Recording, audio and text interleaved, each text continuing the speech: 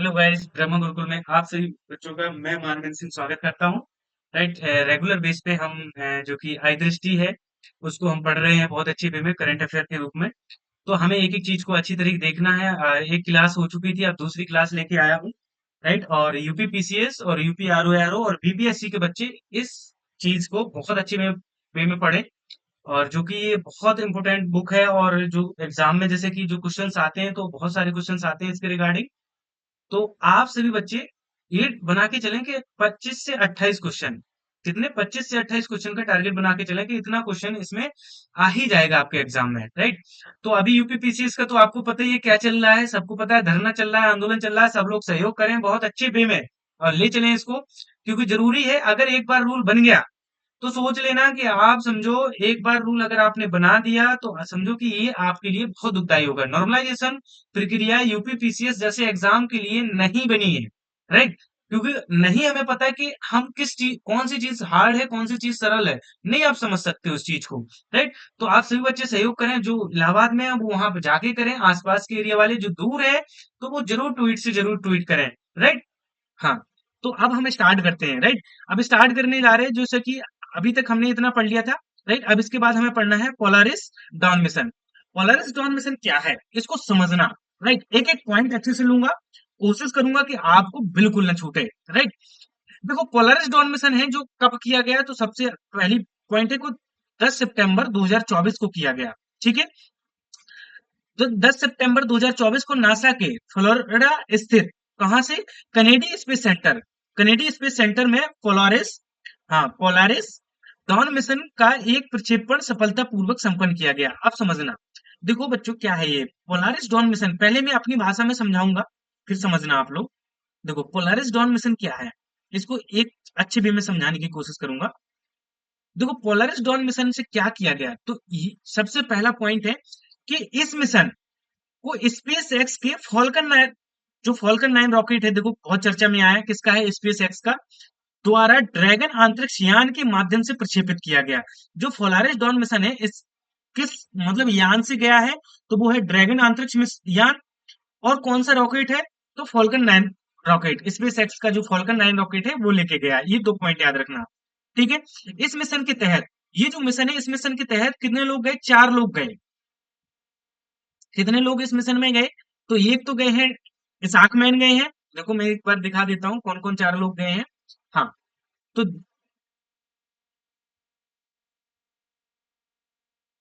एक सेकेंड।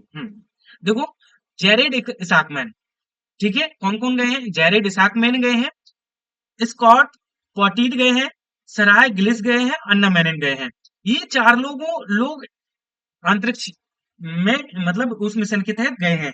जो mission commander इसमें बने हैं वो बने हैं जेरेड इसाकमैन। जेरेड इसाकमैन कौन है, सबसे पहली पॉइंट है। तो जेरेड इसाकमैन एक कंपनी है, shift for payment Singh. Right, इसका नाम याद रखो। शिफ्ट फॉर पेमेंट सिंह के सीईओ हैं। ठीक है, संस्थापक हैं। तो शिफ्ट फोर सीईओ मतलब शिफ्ट फोर पेमेंट सिंह के सीईओ हैं। और इस मिशन का जो वित्त पोषण किया है उन्हीं ने किया है। किसने किया, जेरेड इसाकमैन ने। तो 4 लोगों के नाम याद रखो, Jared Isaacman, Scott Poteet, Sarah Gillis और अन्ना मैनन। ज्ञातव्य है कि Jared Isaacman Shift Four Payment सिंह नामक अमेरिकी कंपनी के संस्थापक एवं सीईओ हैं। ठीक है। इन्होंने इस मिशन को वित्त पोषित किया, ये तो मैंने बता दिया। ये जो मिशन है, ये जो मिशन है, ये 5 दिन तक इन्होंने पृथ्वी की कक्षा पे चक्कर लगाए और 5 दिन के बाद वापस आ गए पृथ्वी पर। तो कितने दिन रहे, ये 5 दिन रहे। ठीक है। इसके बाद अगला पॉइंट, पोलारिस डॉन मिशन के अंतरिक्ष यात्री ने कई ऐतिहासिक उपलब्धियां प्राप्त की। तो देखो, ऐतिहासिक जो उपलब्धियां प्राप्त की उनको भी समझने की कोशिश करना। राइट। तो उनको समझने की कोशिश करना कि कौन कौन सी उपलब्धियां प्राप्त की। तो इस मिशन के दौरान अंतरिक्ष यात्रियों द्वारा पहली व्यावसायिक स्पेस वॉक को पूरा किया गया। तो क्वेश्चन आ सकता है कि पहली इस व्यावसायिक स्पेस वॉक किस मिशन के तहत की गई, तो पोलारिस डॉन मिशन के तहत की गई। पहला पॉइंट तैयार है ना। ठीक है। दूसरा पॉइंट पे देखेंगे, स्पष्ट है कि गैर पेशेवर, राइट, गैर पेशेवर अंतरिक्ष यात्रियों द्वारा की गई प्रथम स्पेस वॉक थी। तो गैर पेशेवर मतलब जो उस लाइन में नहीं है। राइट। जो ना इसरो में काम करते, ना नासा में काम करते, ना स्पेस एक्स में काम करते, फिर भी वो गैर पेशेवर कहलाए। राइट, उन लोगों की जो पहली स्पेस वॉक थी ये, राइट, मतलब पहली व्यवसायक और पहली गैर पेशेवर, ये दोनों पॉइंट याद रखना। ठीक है, यह स्पेस वॉक पृथ्वी के लगभग कितने 190 मल्टीप्लाई 700 किलोमीटर की ऊंचाई पर स्थित दीर्घ वृत्ताकार कक्षा, कैसे दीर्घ वृत्ताकार कक्षा में 17,500 मील प्रति घंटे की गति के दौरान संपन्न हुई। तो किस तरीके से की, एक वृत्ताकार कक्षा में हुआ, दीर्घ वृत्ताकार कक्षा में, जिसकी मतलब जो कितना था 190 मल्टीप्लाई 700 किलोमीटर की ऊंचाई पर स्थित थी। ठीक है, अंतरिक्ष में निर्बाध की स्थिति में स्पेस वॉक को संचालित करने में स्पेस एक्स द्वारा ईबीए स्पेस सूट की अंतरिक्ष यात्रियों को मदद मिली। तो अंतरिक्ष यात्रियों को जो यात्रा करने में, राइट, वहां पर रुकने, मतलब वहां पर जो यात्रा करने में जो उनको सहायता की, वो ईबीए ने की। ईबीए क्या है, एक सूट है, किसके द्वारा बनाया गया, स्पेस एक्स के द्वारा बनाया गया, एक्स्ट्रा व्हीकलर एक्टिविटी इसका फुल फॉर्म है। ठीक है, तो इसने हेल्प मिली इसकी। फिर अगला पॉइंट है, इस मिशन के दौरान उड़ान भरते हुए अंतरिक्ष यात्रियों ने पृथ्वी की कक्षा में सर्वाधिक ऊंचाई भी प्राप्त की। तो ये जो मिशन था, इसमें पृथ्वी की कक्षा में सर्वाधिक ऊंचाई तक भी उड़ान प्राप्त की। कितनी ऊंचाई की, तो वो भी मैं बताऊंगा। तो वो है 1408 किलोमीटर। देखो 1408 किलोमीटर की उड़ान भरी है उन्होंने, राइट, तो इसको भी याद रखना। ओके, यह दूरी पृथ्वी के अंतरिक्ष स्टेशन आईएसएस की दूरी की 3 गुना, जो जहां पर अंतरराष्ट्रीय अंतरिक्ष स्टेशन है ना, उससे भी 3 गुना अधिक ऊंचाई पर उन्होंने उड़ान भरी। ठीक है, तो इस चीज को याद रखिएगा। उल्लेखनीय है कि अपोलो कार्यक्रम के बाद मानव अंतरिक्ष उड़ान मिशन द्वारा प्राप्त उच्चतम ऊंचाई थी। मतलब जो अपोलो कार्यक्रम था, उस टाइम जो अपोलो कार्यक्रम हुआ था, उस टाइम जो ऊंचाई थी, उससे भी ज्यादा इस बार ऊंचाई पर उड़ान मिशन हुआ इस बार। ठीक है, समझिए इस बात को। तो बताइए, पोलारिस डॉन मिशन के बारे में समझ गए, एक एक पॉइंट टू पॉइंट मैंने उठा लिया।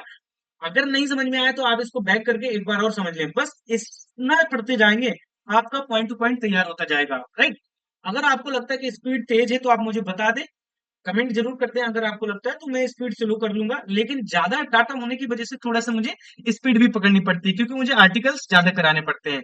अब देखो, ये महत्वपूर्ण पॉइंट है, उसी से रिलेटेड है, बट इतना इंपॉर्टेंट नहीं है। इसके बाद हम जो अगला आर्टिकल है उसको देखेंगे। ठीक है, हाँ, देखो एक सेकेंड, मैं थोड़ा सा पीडीएफ को अच्छे से ओपन कर लूं। ठीक? अगला आर्टिकल क्या बोलता है, आईएस देखो, आईएसएस हेतु संयुक्त एक्सियोम स्पेस इसरो मिशन। क्या कहने का मतलब है, समझना, बहुत अच्छे में बताऊं, बहुत अच्छे वे में बताऊंगा। देखो, अगस्त 2024 में जारी विज्ञप्ति के अनुसार अमेरिकी कंपनी एक्सियोम स्पेस ने भारतीय अंतरिक्ष अनुसंधान संगठन इसरो के साथ एक ऐतिहासिक अंतरिक्ष उड़ान समझौते पर हस्ताक्षर किए हैं। क्या कहने का मतलब है कि जो एक्सियोम स्पेस सेंटर है, बॉस, हाँ, एक सेंटर है एक्सियोम स्पेस, और अपना जो भारतीय अंतरिक्ष अनुसंधान, राइट, इसरो, इन दोनों के बीच एक समझौता हुआ है, अंतरिक्ष उड़ान समझौता। राइट, ये समझौता क्या है, इसको समझना। इस समझौते के तहत एक्सियोम मिशन 4 के माध्यम से एक भारतीय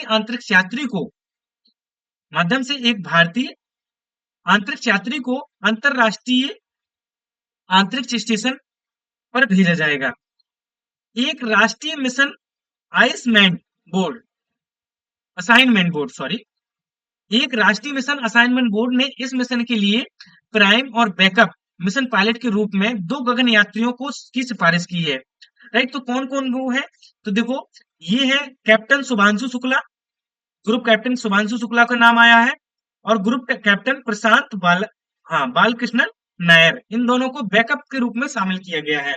राइट, तो क्या हुआ है, जो एक्सीओ में इसरो के साथ एक अंतरिक्ष उड़ान का समझौता हुआ है, उसमें कहा कि भारत के मतलब भारतीय अंतरिक्ष यात्री को कहां पर भेजा जाएगा, एक अंतरराष्ट्रीय अंतरिक्ष स्टेशन पर भेजा जाएगा।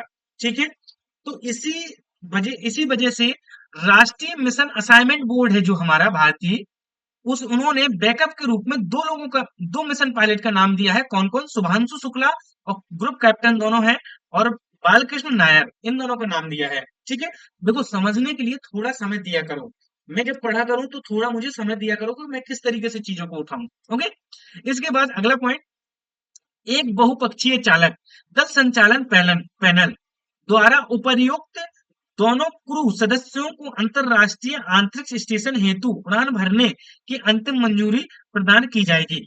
ठीक है, किसके द्वारा?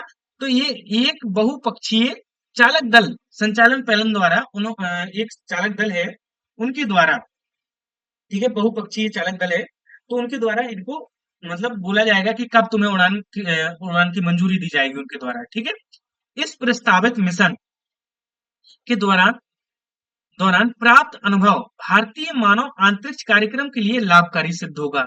ठीक है, होंगे। तो मतलब अभी तक जैसे कि ये जो मिशन होगा इसके तहत हमारे जो भारतीय जाएंगे तो वो बताएंगे कि वहां पर किस तरीके से चीजें हैं, तो ये हमारे लिए बहुत ज्यादा लाभकारी सिद्ध होगा। राइट, ओके, समझे।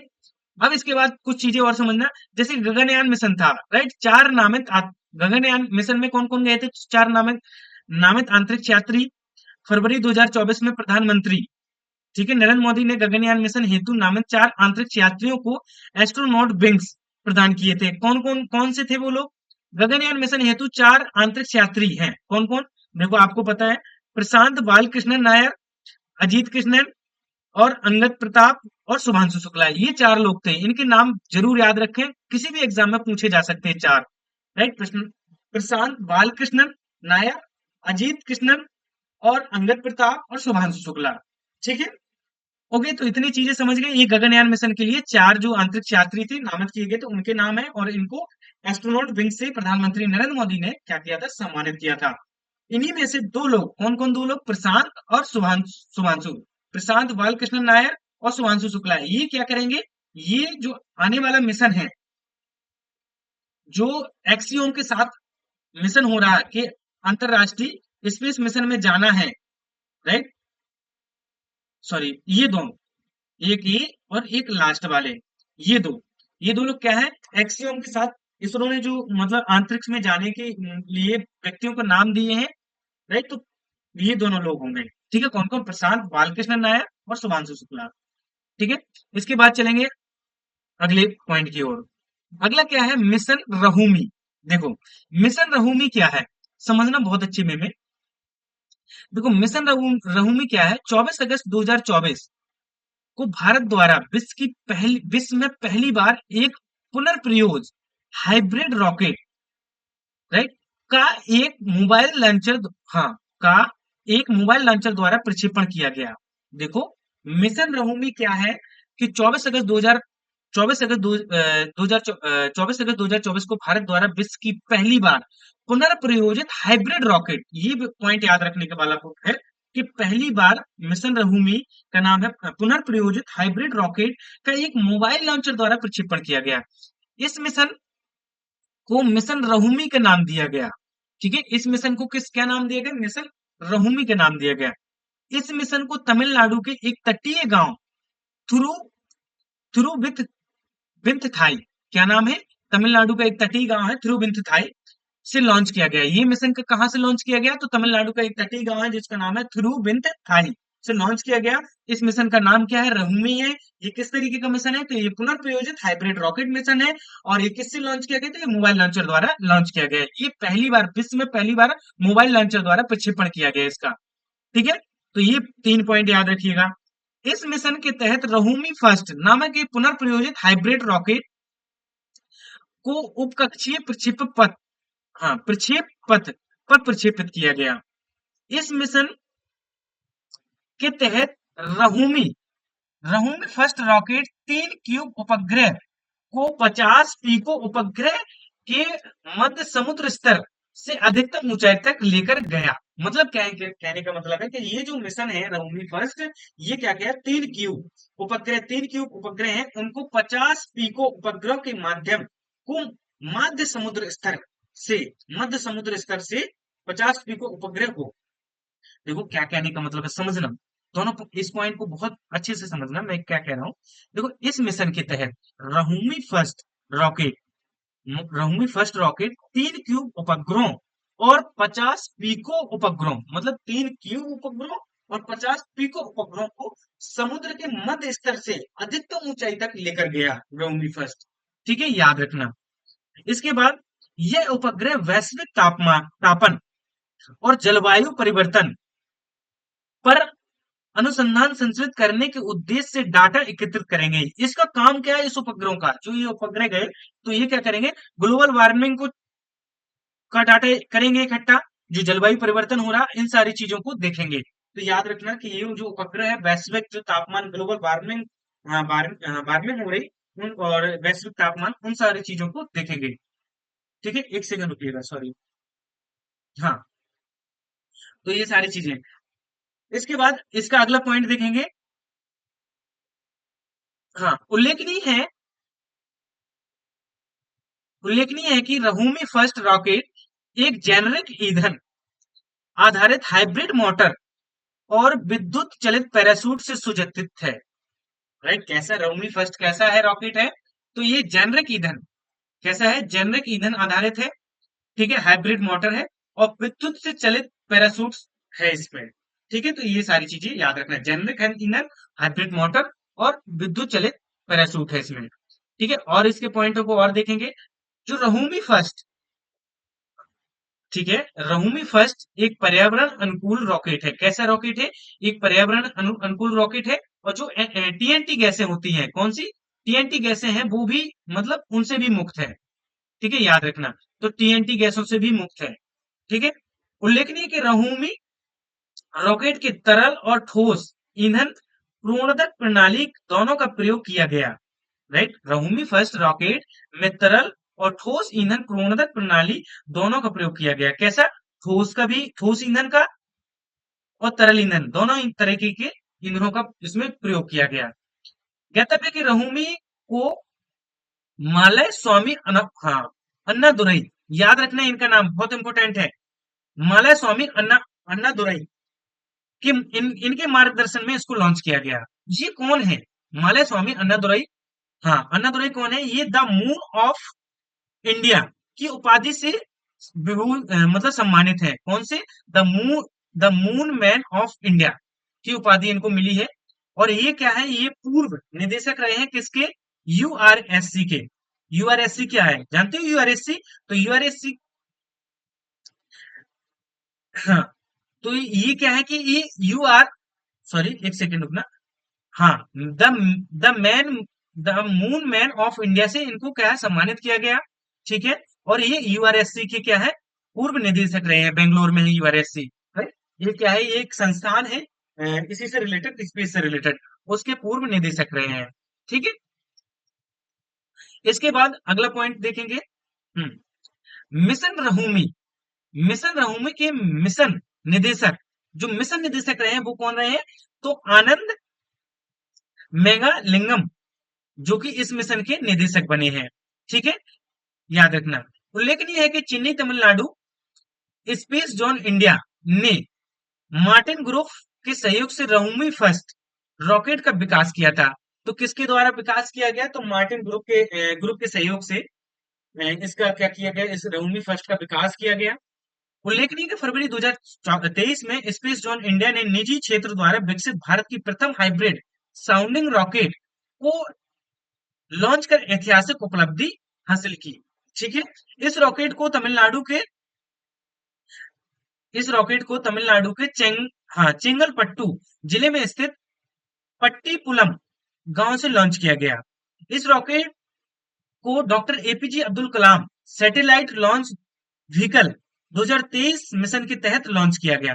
तो किस मिशन के तहत लॉन्च किया गया रहुमी को, तो डॉक्टर एपीजे अब्दुल कलाम के सैटेलाइट लॉन्च व्हीकल मिशन 2023 के तहत लॉन्च किया गया। तो देखो इसमें जो मुख्य बिंदु बिंदु बताए हैं उनको समझना। देखो, सबसे पहले रहुमी फर्स्ट क्या है, तो रहुमी फर्स्ट देखो, समझने समझने वाली बात है, एक एक पॉइंट को समझना। देखो मैं आगे बढ़ूंगा, देखो आपको मैं बार बार समझाने के लिए इसलिए आता हूँ क्योंकि मुझे पता है कि मुझे एक बार पढ़ाना है, फिर आपको दोबारा पढ़ने की जरूरत नहीं, बस रिवाइज तौर पर पढ़ते जाना जल्दी जल्दी।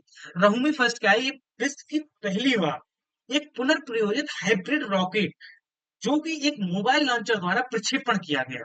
राइट, आपसे क्वेश्चन पूछा गया कि उस रॉकेट का नाम, मतलब उस प्रक्षेपण का हाँ, प्रक्षेपण किया गया जो एक मोबाइल लॉन्चर द्वारा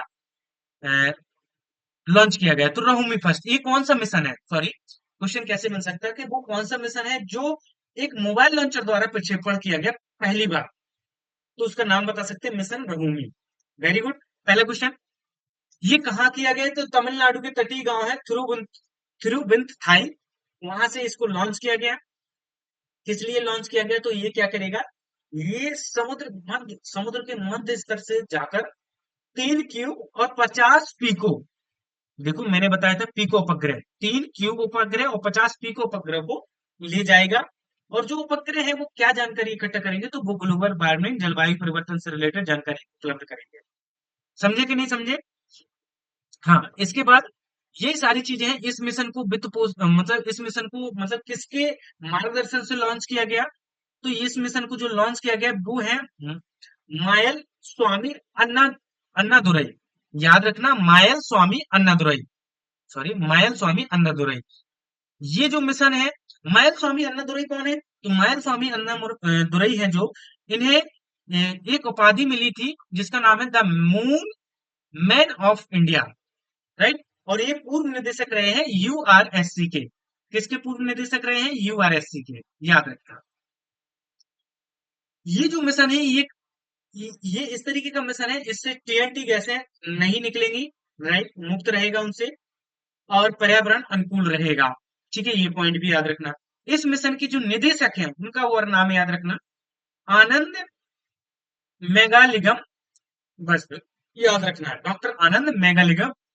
ये निदेशक है, और किसके अंतर्गत, मतलब किसके मार्गदर्शन से? तो वो है मायल स्वामी अन्नादुरई, राइट। और किस लॉन्च व्हीकल से गया है? तो उसको याद रखना, तो वो है doctor APJ Abdul Kalam satellite launch vehicle 2023 के तहत लॉन्च किया गया। ओके, समझे नहीं? बताओ समझे कि नहीं समझे? ऐसे पॉइंट टू पॉइंट जब करोगे ना तो देख लेना, आपका एक भी क्वेश्चन नहीं छूटेगा। थोड़ा सा डिटेल पढ़ाऊंगा लेकिन आपके मेंस के लिए बहुत इंपॉर्टेंट रहेगा। अगर आप इस तरीके से डिटेल में पढ़ेंगे तो मेंस में आपको लिखने में बहुत सहायक होगा। आप पहली बार इसको अच्छे से वे में देखते जाइए वीडियो को, दूसरी बार क्या करो, इसको थोड़ा सा स्पीड बढ़ा के, राइट, 2x में लगा के देख लेना। मैं ये नहीं चाहता कि मेरा प्रॉफिट, मेरा मतलब है कि आपको अच्छे से, आप 3 बार देखेंगे आपको कोई भी जो आर्टिकल्स है वो अच्छे से हो जाएंगे, ठीक है, और सभी बच्चों के लिए बहुत अच्छे हैं। चलो अगला है, अगला मिशन है SSLV D3 EOS-08 मिशन। क्या है ये SSLV D3 EOS मिशन 08? समझना, 16 अगस्त 2024 को SSLV की तीसरी विकासात्मक उड़ान सफलतापूर्वक संपन्न हुई। जो 16 अगस्त 2024 को SSLV की जो तीसरी, देखो SSLV की तीन तीन उड़ान की गई, राइट। तो तीनों उड़ानों के बारे में बताऊंगा कि पहली कब की गई, दूसरी कब की गई, और तीसरी जो अभी की गई वो भी कंप्लीट हो चुकी है, राइट। तो समझो, SSLV, अब D3 इसलिए तो लगा कि इसकी जो तीसरी उड़ान थी इसलिए D3 लगा दिया, ठीक है। तो इस सफल उड़ान के साथ SSLV की विकासात्मक, ये जो तीसरी उड़ान थी SSLV की, ये विकासात्मक उड़ान थी SSLV की। उल्लेखनीय है कि 7 अगस्त 2022 को SSLV की, देखो 7 अगस्त को क्या हुई थी, पहली पहली उड़ान हुई थी, राइट, और संपन्न हुई थी। जबकि 10 फरवरी 2023 को SSLV की द्वितीय विकासात्मक उड़ान हुई थी, राइट। डेटें याद रखनी हो तो डेटें याद रख लो, ठीक है। और बाकी आप इसको समझना हो तो तीसरी उड़ान को जरूर फोकस करें। अभी SSLV क्या है सब समझाऊंगा, देखना। नवीनतम मिशन के तहत SSLV D3 को सतीश धवन अंतरिक्ष केंद्र श्री हरिकोटा से लॉन्च किया गया। कहां से किया गया? तो आपको पता है ज्यादातर हमारे मिशन जो एसएच होते हैं वो सतीश धवन अंतरिक्ष केंद्र श्री हरिकोटा से लॉन्च किए जाते हैं, राइट। इस मिशन के तहत मुख्य उपग्रह के रूप में इसरो के नवीनतम भू अवलोकन उपग्रह EOS 08 को पृथ्वी की सतह से 475 किलोमीटर, कितने किलोमीटर? 475 किलोमीटर की ऊंचाई पर स्थित कक्षा में स्थापित किया गया। मतलब क्या है कि जो ये मिशन हुआ है, समझना, इस मिशन के तहत मुख्य उपग्रह के रूप में इसरो के नवीनतम भू अवलोकन उपग्रह, जो अर्थ और मतलब पृथ्वी का अवलोकन करेगा, एक तरीके से अर्थ का भू अवलोकन उपग्रह करेगा, उपग्रह है जो कि भू अवलोकन करेगा, उस उपग्रह को स्थापित किया है कितनी दूरी पर? 475 किलोमीटर की दूरी पर स्थापित किया है। किसने? EOS, वो सॉरी, वो तो उसका मिशन का नाम है, SSLV D3 के द्वारा स्थापित किया गया। ओके, कितनी दूरी पर है याद रखना। ये विकासात्मक उड़ान के रूप में भी कंप्लीट की गई। समझना, इस मिशन के तहत 200 ग्राम वजनी SR-0 डेमोसेट, ठीक है, को भी उसकी निर्धारित कक्षा में स्थापित कर दिया गया। ठीक है, इसको समझना, फिर इसके बाद आगे समझते चलेंगे एक एक पॉइंट को, जो इंपॉर्टेंट होगा उसको मैं जरूर जोड़ दूंगा। यह उपग्रह चेन्नई स्थित स्टार्टअप स्पेस रिक्शा द्वारा विकसित किया गया, राइट। तो यह जो उपग्रह है वो कहाँ, किसने उसको मतलब बनाया है एक तरीके से, तो ये कंपनी है चेन्नई में स्थित है, राइट। उसका नाम है स्टार्टअप स्पेस रिक्शा। उनके द्वारा क्या किया गया, ये उपग्रह बनाया गया। यह उपग्रह ओपन सॉरी यह उपग्रह अपने साथ 2 बुलेट को लेकर गया। ये जो उपग्रह है, अंतरिक्ष में जो पृथ्वी को अवलोकन वाला जो उपग्रह है, ये अंतरिक्ष गया तो अपने साथ कितने पेलोड लेके गया, 2 पेलोड पेलोड लेके गया। ठीक है, इनमें से एक पेलोड का विकास स्पेस किड्स चेन्नई स्थित स्पेस किड्स इंडिया के निर्देशन एसआरएम पब्लिक स्कूल, ये वेरी वेरी इंपोर्टेंट है, के छात्रों द्वारा किया गया। तो इसमें एक जो पेलोड यूज किया गया, राइट, ये तो चेन्नई स्थित स्पेस किड्स इंडिया के निर्देशन में जो एसआरएम स्कूल के बच्चे हैं, राइट, छात्र हैं, उन्होंने इसमें सहयोग किया। ठीक है, तो इस प्रकार SRM public school space rickshaw mode में किसी पेलोड को लॉन्च करने वाला प्रथम भारतीय स्कूल बन गया है। Very very important.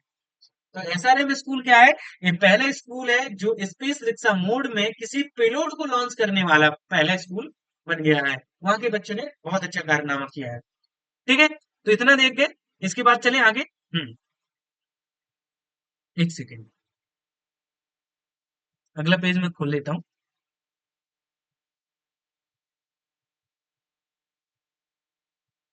देखो बच्चे, EOS-08 क्या है, इसको समझने की कोशिश करना। ठीक है, EOS-08 का वजन जो है वो 175.5 किलोग्राम है, पहला पॉइंट। यह उपग्रह अपने साथ 3 पेलोड लेकर गया है। ठीक है, एक का नाम है EOIR, दूसरे का नाम है GNSSR, आप राइट, और तीसरे का नाम है सिक यूबी। ठीक है, तो ये 3 पेलोड हैं। इन तीनों पेलोडों को याद रखना हो तो रख सकते हैं, अगर डिटेल में आया है EOS-08 मिशन के बारे में, तो आप इन पेलोडों के नाम आप याद रख सकते हैं, राइट। इसके बाद EOS-0 मिशन की प्राथमिक उद्देश्य निम्नवत है। एक माइक्रो सैटेलाइट की डिजाइन एवं विकास करना, राइट। इनका जो उद्देश्य क्या क्या है, तो उनका EOS-0 मिशन, EOS-08 मिशन का जो उद्देश्य है वो क्या है, एक माइक्रो सैटेलाइट को डिजाइन एवं विकास करना। दूसरा पॉइंट, माइक्रो सैटेलाइट बस के अनुरूप पेलोड उपकरणों का निर्माण करना। तीसरा है भविष्य में परिचालन उपग्रहों के लिए आवश्यक नई प्रौद्योगिकी को शामिल करना। ये 3 उसके पॉइंट है। क्या क्या, माइक्रो सैटेलाइट को डिजाइन करना, माइक्रो सैटेलाइट बस के अनुरूप पेलोड उपकरणों का निर्माण करना, और भविष्य के परिचालन उपग्रहों के लिए आवश्यक नई प्रौद्योगिकी को शामिल करना। ठीक है, तो क्या करना, माइक्रो सैटेलाइट बनाना, माइक्रो सैटेलाइट के जो पेलोड है उनके उपकरणों का निर्माण करना, और भविष्य में जो भी इससे रिलेटेड जो भी नई नई चीजें हैं उनको डेवलप करना एक तरीके से। ठीक है, तो उनके 3 उद्देश्य हैं। अब SSLV क्या है, देखो सब चीजों को समझना। तो भाई लोगों, SSLV इसरो का एक नया प्रक्षेपण यान है, वेरी वेरी इंपोर्टेंट। देखो, मैं एनजीएलवी पढ़ाया था, याद रखो एनजीएलवी। इसी तरीके से एसएसएलवी क्या है, इसरो का एक नया प्रक्षेपण यान है। जब पहली क्लास पढ़ाई थी तो उसमें एनजीएलवी पढ़ाया होगा, याद आया होगा, आपने पढ़ा होगा तो जरूर याद आएगा। इसके बाद उभरते हुए वैश्विक लघु उपग्रह प्रमोशन सेवा बाजार की आवश्यकताओं को ध्यान में रखते हुए इसरो ने एसएसएलवी का विकास किया। एसएसएलवी का पूर्ण रूप क्या है, लघु उपग्रह प्रमोशन वाहन, स्मॉल सैटेलाइट लॉन्च व्हीकल। देखो, एनजीएलवी क्या है, new generation, right, new generation का लॉन्च व्हीकल है। और एसएसएलवी क्या है कि स्मॉल सैटेलाइट, मतलब छोटी से छोटी सैटेलाइट के लिए हम एसएसएलवी का यूज कर सकते हैं, मतलब लॉन्च करने के लिए, जिसमें खर्चा भी कम आएगा, चीजें भी कम होंगी। नहीं तो एसएसएलवी समझ गए ना आप, एसएसएलवी क्या है, कितने किलोमीटर तक गया था, अभी इसका जो D3 पूरा हुआ है, राइट, क्या हुआ, ईयूएस को लेके गया 08 को, तो वो 475 किलोमीटर दूर तक गया, राइट। इस तरीके की चीजें हैं, तो समझने की कोशिश करना। मैं एक एक देखो डिटेल में पढ़ाऊंगा बहुत अच्छे में। एसएसएलवी की ऊंचाई 34 मीटर और मीटर है। ऊंचाई कितनी है, जो एसएसएलवी बना है वो किस तरीके से 34 मीटर ऊंचा है, व्यास उसका 2 मीटर है, उत्थान द्रव्यमान 120 टन है, और यह 10 से 500 किलोग्राम भार तक के छोटे सूक्ष्म एवं नैनो उपग्रहों को 500 किलोमीटर तक के ग्रहीय कक्षा में प्रमोशन करने में समक्ष है। एसएसएलवी एक त्रिय चरणीय रॉकेट है, जिसके सभी चरण ठोस प्रणोदक युक्त, मतलब सॉलिड, राइट, मतलब इसमें ईंधन की बात कर रहे हैं, तो इस तरीके से है, राइट। तो एसएसएलवी के बारे में आप समझ गए होंगे, कितना डाटा ले जाएगा, 100 ये सॉरी 10 से 500 किलोग्राम तक ऊंचाई तक ले जा सकता है, 500 किलोमीटर तक ले जा सकता है। तो ये हो गया आपका एसएसएलवी के बारे में। तो मैंने सारा पढ़ा दिया।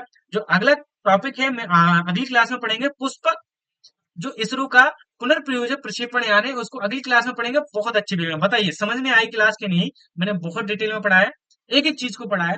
आप बताओ समझ में आया कि नहीं? जो यूपीपीसीएस के बच्चे हैं वो पढ़ते चले, राइट। मैं आपकी प्रॉब्लम और आप सभी बच्चों को, मैं भी एक मतलब छात्र ही हूँ, राइट। कोशिश करता हूँ पढ़ाने की, अगर अच्छा पढ़ा लूँ तो बहुत अच्छी बात है, उससे सारी चीजें कंप्लीट होती हैं। और बीपीएससी वाले बच्चे और आरओ साथ में सी के साथ, तो सभी बच्चे लगे रहें, साथ में मेहनत करते चलें, और आप सफल होंगे। नॉर्मलाइजेशन नहीं होगा, मुझे पता है कि आपकी जो मेहनत है वो सफल जरूर आएगी। आप लगे, जो जिस तरीके से आप इलाहाबाद में जो मोर्चे संभाले हैं वो सराहनीय है, राइट। और जो बच्चे वहां नहीं जा सकते, भाई ट्विटर पे जाके जितना हो सके एक बार ट्वीट करें, 2 बार ट्वीट करें, ट्वीट ही करते रहें, राइट। तो कुछ ना कुछ सरकार के कानों में पहुंचेगा कि भाई बच्चों के साथ गलत हो रहा है, और सच में गलत हो रहा है यार, राइट। मैं भी उस चीज को समझता हूँ, ठीक है। तो आज की क्लास यहीं पे समाप्त करते हैं, राइट। और दूसरी क्लास में मिलेंगे, जहां पढ़ेंगे हम पुस्तक इसरो का पुनर्प्रयोजक प्रक्षेपण यान, जिसके बारे में पूरा डिटेल में पढ़ेंगे। आज के लिए इतना ही, thank you so much, bye bye, take care, मिलते हैं अगली क्लास में।